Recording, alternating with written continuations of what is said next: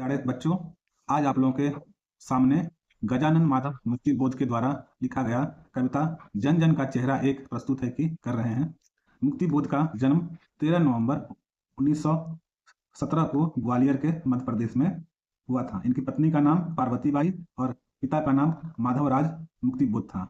ये मुख्य रूप से अस्तित्ववादी और मार्क्सवादी कवि थे।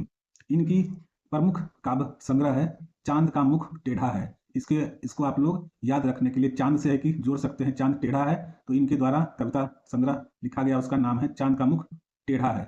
भूरी भूरी खाक धूल, इनकी ये दूसरी काव्य संग्रह है। जैसे हम लोग धूल भरी सड़क पर चलते हैं तो पैरों में धूल है कि लग जाता है, तो उससे याद रखिए भूरी भूरी खाक धूल।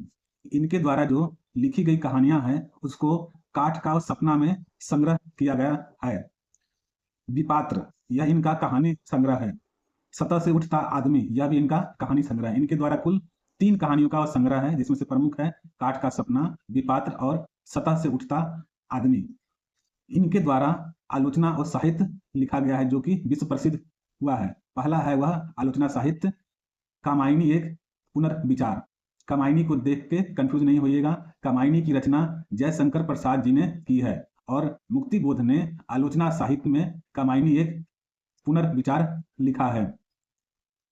नई कविता का आत्मसंघर्ष, यह इनका आलोचना साहित्य है। नए साहित्य का सौंदर्य साथ, यह इनका आलोचना साहित्य है।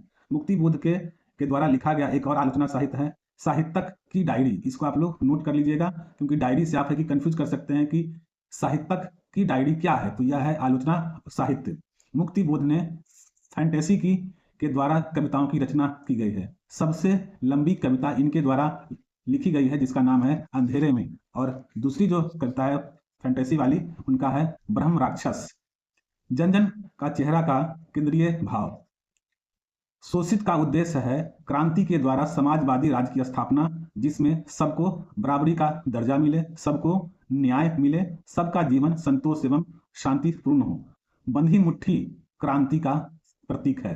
दानव और दुरात्मा का प्रयोग शोषक वर्ग के लिए किया गया है। इसी के साथ आज का वीडियो समाप्त होता है। धन्यवाद।